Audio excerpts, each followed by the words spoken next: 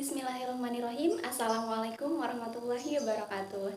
Selamat pagi anak-anak semuanya. Pada pertemuan kali ini kita akan membahas mengenai gerakan nasionalisme di Cina. Latar belakang nasionalisme Cina. Dari zaman kuno sampai tahun 1912, Cina ini selalu diperintah oleh dinasti-dinasti atau keluarga raja-raja yang secara turun-temurun. Dinasti terakhir yang memerintah Cina adalah dinasti Manchu atau dinasti Qing. Dinasti ini memerintah Cina dari tahun 1644 sampai 1912. Dinasti ini dianggap sebagai dinasti asing oleh bangsa Cina karena dinasti Qing bukan keturunan dari Cina. Dinasti ini memerintah Cina dengan cara yang kolot. Cina merupakan suatu negara yang tertutup rapat-rapat bagi negara asing karena dianggap lebih rendah dan belum beradab atau negara barbar yang lebih rendah dari Cina. Tetapi, imperialisme modern barat yang mencari tanah jajahan di mana-mana dan juga telah melihat serta tertarik untuk menguasai Cina. Masuknya pengaruh barat ke Cina menyebabkan munculnya gerakan rakyat yang menuduh bahwa dinasti Manchu sudah lemah dan bekerja sama dengan imperialisme barat. Oleh karena itu, muncul gerakan Cina untuk menentang penguasa asing, yaitu kaum imperialisme barat dan juga dinasti Manchu, karena dinasti Manchu ini dianggap sebagai penguasa asing. Gerakan rakyat ini bersifat nasional. Bangsa barat yang pertama kali membuka Cina adalah Inggris. Inggris menempuh cara dengan mengedarkan candu ke Cina. Dari tahun 1800, Inggris ini sudah memulai usahanya, yaitu menyeludupkan candu ke Cina. Sehingga perdagangan candu ini merajalela di Cina. Rakyat Cina menjadi korban dari candu, sedangkan Inggris mendapatkan keuntungan yang sangat besar dari perdagangan candu tersebut. Melihat korban-korban candu yang sangat banyak di kalangan rakyat Cina, Kaisar Cina kemudian memerintahkan agar perdagangan candu ini diberantas. Inggris tentu saja sangat marah akan hal tersebut dan memerintahkan untuk menyerang Nanking. Dalam perang ini Cina kalah dan terpaksa harus menandatangani perjanjian Nanking yang isinya satu yaitu 5 pelabuhan Cina dibuka untuk bangsa asing. Yang kedua yaitu Inggris mendapatkan Hong Kong di tahun 1842. Yang ketiga, Inggris mendapatkan hak ekstrateritorial. Dengan dilakukannya perjanjian Nanking tersebut, terbukanya Cina untuk bangsa-bangsa asing. Setelah perjanjian Nanking, bangsa-bangsa barat semakin banyak yang datang ke Cina, sehingga pemerintah Cina mulai merasa khawatir bahwa suatu saat nanti kedudukannya pun akan terancam oleh bangsa-bangsa barat. Terlebih lagi dengan masuknya Prancis yang dapat mengakibatkan terjadinya perang Cina melawan Inggris dan juga Prancis di tahun 1856 sampai 1860 di tengah-tengah pemberontakan Taiping yang disebabkan oleh yang pertama, kapal Prancis yang berbendera Inggris ditahan oleh Cina. Yang kedua, paderi Prancis dibunuh oleh Guangxi karena tidak mempunyai surat izin untuk masuk ke Cina. Dalam perang itu, Cina juga mengalami kekalahan, sehingga terjadilah perjanjian Peking di tahun 1860 yang isinya adalah yang pertama terbukanya 11 pelabuhan Cina untuk bangsa asing, yang kedua jabatan bea cukai dipegang oleh badan internasional yaitu Inggris, Amerika Serikat dan juga Prancis. Yang ketiga yaitu seluruh Cina terbuka bagi bangsa asing. Yang keempat, di Peking yaitu tempat istana Kaisar Cina tinggal ditempatkan seorang duta besar Inggris. Dengan perjanjian Peking tersebut, seluruh wilayah Cina terbuka lebar bagi seluruh dunia. Kemudian muncul juga daerah-daerah konsensi yang menjadi sarang dari bangsa asing. Sehingga dengan adanya daerah-daerah konsensi tersebut, kedaulatan Cina menurun dan keselamatan Cina pun terancam. Perkembangan nasionalisme di Cina. Munculnya gerakan nasionalisme Cina ini diawali dengan terjadinya pemberontakan Taiping, yaitu di tahun 1850 sampai 1864. Terjadinya pemberontakan Taiping ini disebabkan oleh beberapa hal. Yang pertama yaitu pemerintah bangsa Manchu lemah terhadap bangsa asing. Yang kedua, kemiskinan rakyat jelata akibat pemerintahan feodal bangsa Manchuria. Kemudian yang ketiga, munculnya keinginan dari rakyat untuk membangun masyarakat baru yang bahagia. Pemberontakan Taiping ini dipimpin oleh Hung Xiushuan. Pada tahun 1851, Hung Xiushuan kemudian melakukan pemberontakan melawan pemerintah Manchuria dan juga bangsa asing. Pada awal pemberontakannya, ia mendapat kemenangan yang gemilang. Hal itu disebabkan karena tentaranya yang berpegang teguh pada disiplin dan mendapat dukungan dari rakyat.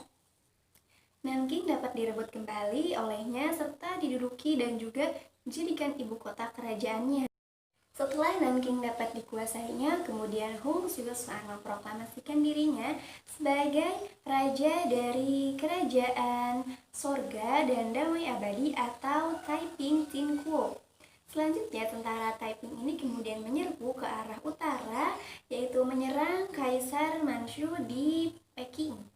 Tianjin kemudian jatuh ke tangan pemberontakan Taiping, sehingga Peking ini menjadi terancam.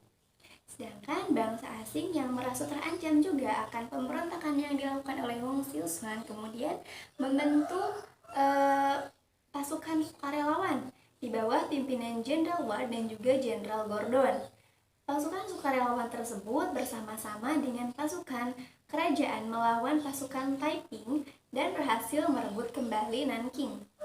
Hung Xiushuan kemudian bunuh diri, sedangkan pasukannya terus melakukan pemberontakan dan pertempuran yang hebat terjadi di lembah Sungai Yangtze, di mana korbannya juga cukup besar dari kedua belah pihak. Kemudian tentara Taiping ini pada akhirnya dapat ditindas. Arti pemberontakan Taiping bagi bangsa Cina. Yang pertama yaitu merupakan pemberontakan sosial atau revolusi sosial asli dari bangsa Cina yang tidak mendapatkan pengaruh dari Barat. Yang kedua, pertama kali munculnya paham komunis di Cina. Yang ketiga, merupakan pelopor dari Mao Zedong dengan Kuomintang, yaitu Partai Komunis Cina. Apa yang dilakukan oleh Mao Zedong ini sangat mirip dengan apa yang dilakukan oleh Hung Xiushuan. Gerakan rakyat Cina bukan berhenti sampai di situ. Bahkan gerakan-gerakan selanjutnya terus muncul dan berkembang dalam upaya menyingkirkan kedudukan Kaisar Manchu dan mengusir bangsa-bangsa Barat.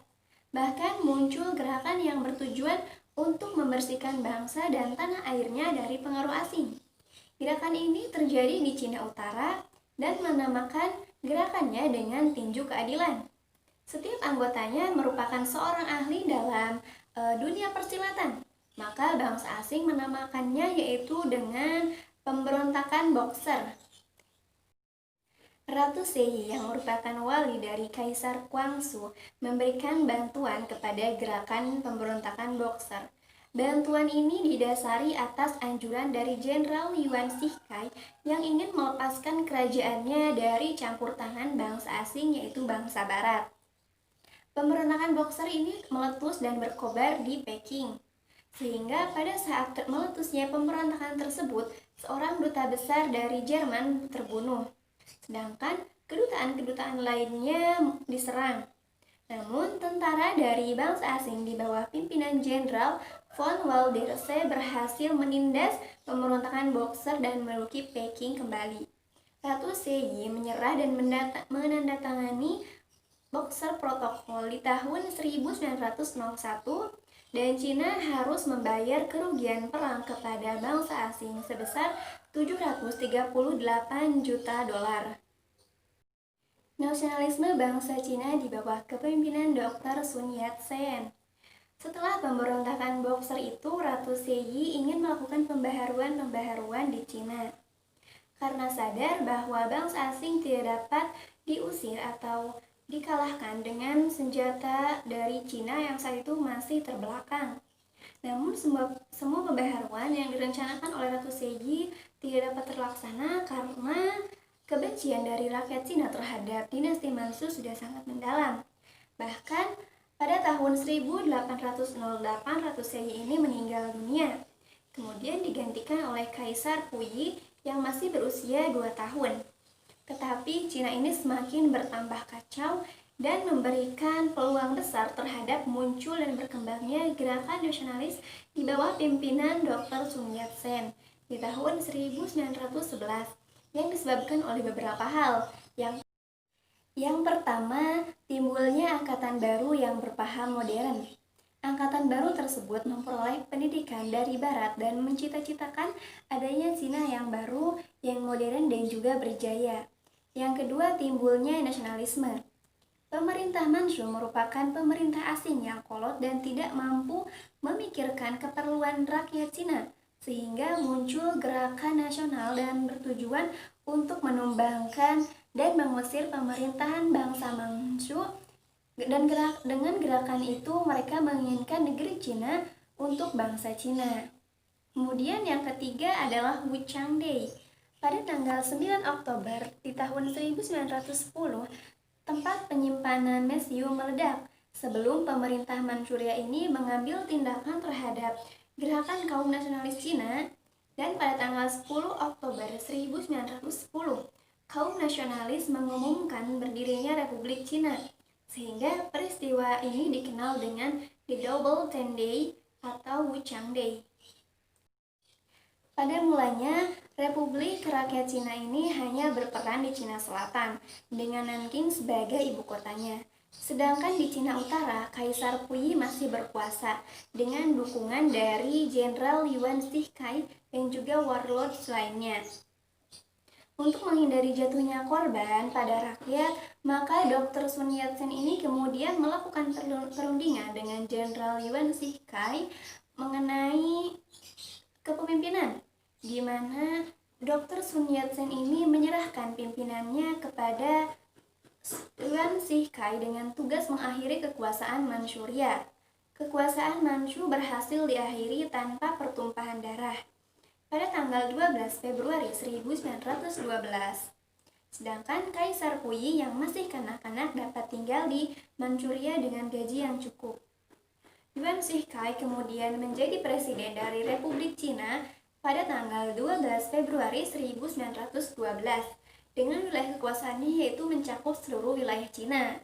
Sedangkan Dr. Sun Yat-sen selanjutnya mendirikan Partai Nasional Cina atau Kuomintang dengan melaksanakan trisila yaitu San Min Cui yang berisi nasionalisme, demokrasi, dan juga sosialisme.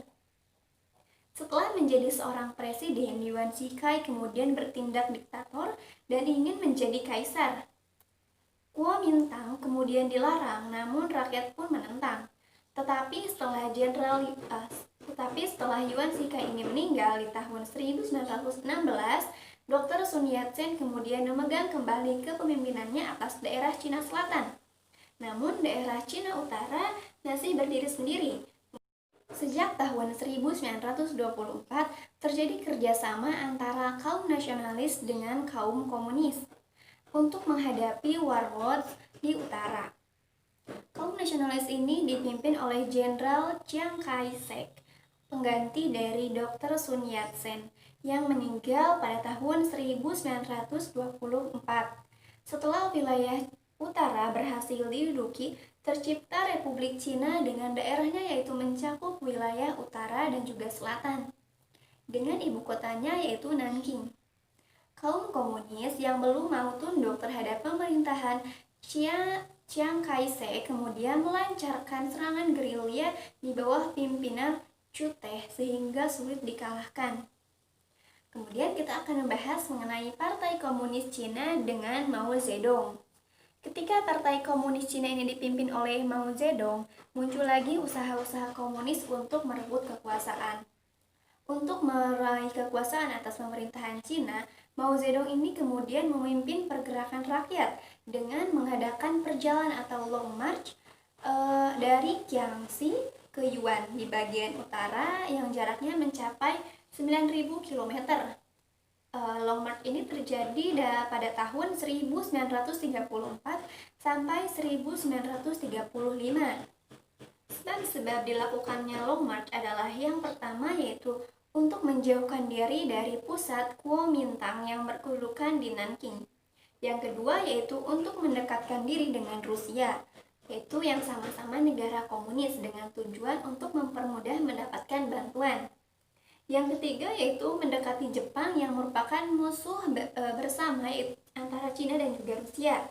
Kemudian yang keempat yaitu Cina Selatan sulit menerima paham komunis karena sudah dipengaruhi oleh kaum liberal. Yang kelima yaitu penduduk Cina Utara mudah menerima komunisme karena Cina Utara masih murni dan belum mendapat pengaruh dari luar. Perjalanan ini atau Long March dimulai dari Jiangxi pada tanggal 1 Oktober 1934 yang diikuti oleh 100 orang. Selama perjalanan mengalami banyak kesulitan, yaitu kesulitan pangan dan juga serangan dari Chiang Kai-shek. Ketika sampai di Yan'an pada tanggal 1 Oktober 1935, pengikut hanya tinggal 20 orang saja, sedangkan yang lainnya mati atau meninggalkan rombongan. Mereka segera membangun daerah utara, namun serangan-serangan dari kaum nasionalis tidak juga berhenti. Chiang Shuli yang ditugaskan oleh Chiang Kai-shek untuk menyerang kaum komunis, namun dia tidak melakukan penyerangan, bahkan memihaknya, sehingga Chiang Shuli yang ini menculik Chiang Kai-shek di Xi'an dan selanjutnya dipertemukan dengan Mao Zedong pada tahun 1937. Di dalam perjalanan itu disepakati adanya kerjasama dalam menghadapi Jepang. Kaum nasionalis mendapat bantuan sekutu dan kaum komunis dibantu Rusia. Setelah Perang Dunia II selesai, pertikaian antara kaum nasionalis dengan kaum komunis muncul kembali. Kaum nasionalis terdesak dari daratan Cina selanjutnya berkuasa di Pulau Taiwan pada tahun 1950 di bawah pimpinan Chiang Kai-shek. Sedangkan daratan Cina dikuasai oleh kaum komunis dan berdiri Republik Rakyat Cina, yaitu RRC, dengan Beijing sebagai ibu kotanya. Pemimpin yang terkenal adalah Mao Zedong sebagai ketua partai, Zhou Enlai sebagai Menteri Luar Negeri, dan Chu Teh sebagai Panglima Tentara. Alhamdulillahirrahmanirrahim, penyampaian materi telah selesai. Untuk itu mari kita tutup pembelajaran hari ini dengan membaca hamdalah bersama-sama. Alhamdulillahirrahmanirrahim. Untuk pertemuan selanjutnya kita akan membahas mengenai gerakan nasionalisme di wilayah Turki dan juga Mesir. Untuk itu kalian bisa membaca terlebih dahulu sumber-sumber mengenai nasionalisme di wilayah Turki dan juga Mesir. Tetap semangat dan jaga kesehatan kalian. Ibu akan tutup pembelajaran kali ini. Wassalamualaikum warahmatullahi wabarakatuh.